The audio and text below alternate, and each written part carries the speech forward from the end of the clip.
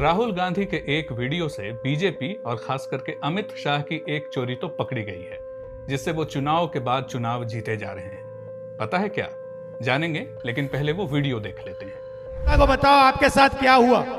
मेरा नाम voter list में काट दिया गया है और मैं अगला लोकसभा में भी वोट दिया हूं और पोलिंग एजेंट रहा हूं। इस वीडियो में एक बात सुनने वाली है और एक बात देखने वाली।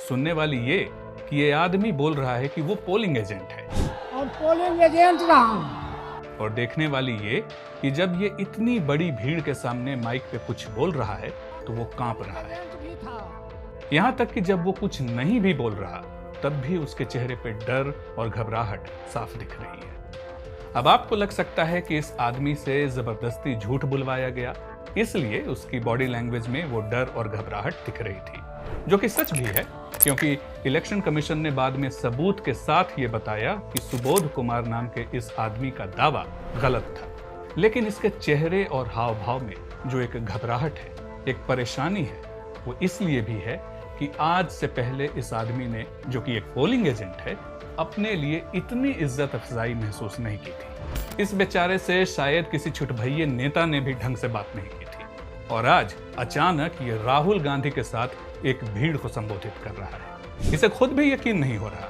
ये क्या हो रहा है। उसके दिमाग में कई सारे सवाल हैं। वो न सिर्फ जवाब बल्कि आगे क्या होगा इसको लेकर भी अनजान है, और इसीलिए बोलते हुए और बैठे हुए भी वो सहमा हुआ सा है। कमोबेश यही स्थिति होती है इन सभी पोलिंग एजेंट या BLAs यानी बूथ लेवल एजेंट्स की।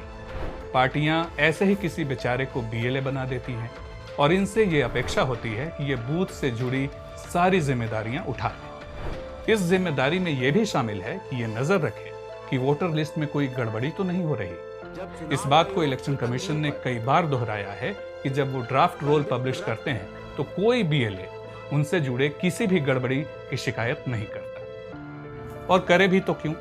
ऐसे बेचारे BLA के पास मोटिवेशन क्या है कि वो दिन रात पूरी लगन के साथ वोटर लिस्ट की जांच पड़ताल करे।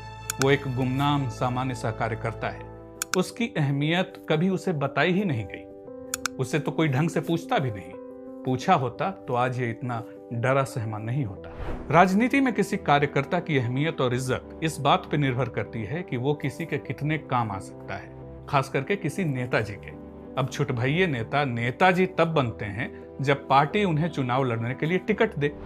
इस चक्कर में अधिकतर कार्यकर्ता किसी छुटभइये नेता के गुट में शामिल होना ज्यादा पसंद करते हैं। उनको लगता है कि कल को वो नेता टिकट लेकर चुनाव जीतकर MP MLA बन जाए तो शायद उनका भी कोई भला हो जाए। तो अधिकतर राजनीतिक पार्टियों ने ऐसा सिस्टम बना रखा है कि नारा लगाने वाले और पुतला फूंकने वाले को ज्यादा पूछ होती है, न कि ऐसे किसी कार्यकर्ता की जो BLA जैसी जिम्मेदारी ढंग से उठाए। इसी सिस्टम की झलक हमें राहुल गांधी के वीडियो में देखने को मिली। लेकिन एक आदमी था जिसने इस सिस्टम को बदल दिया।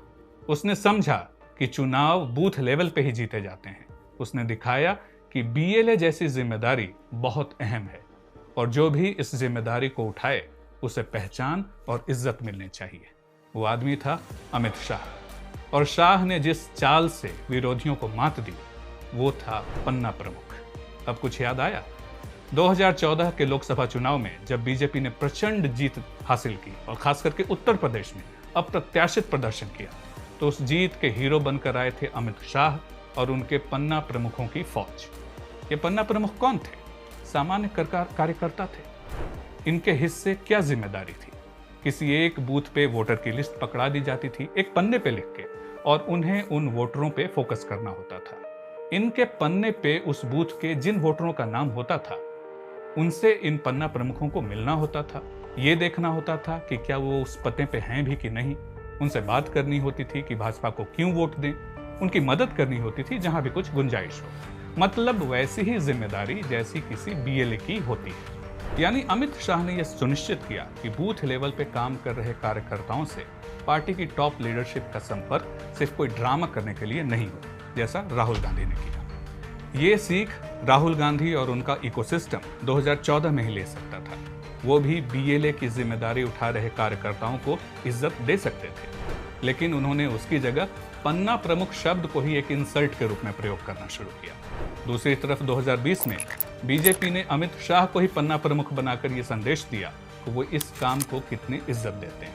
इन सब का नतीजा ये हुआ कि कांग्रेस एक के बाद एक चुनाव हारी और अब उन्हें इस हार में वोट चोरी नजर आ रही है।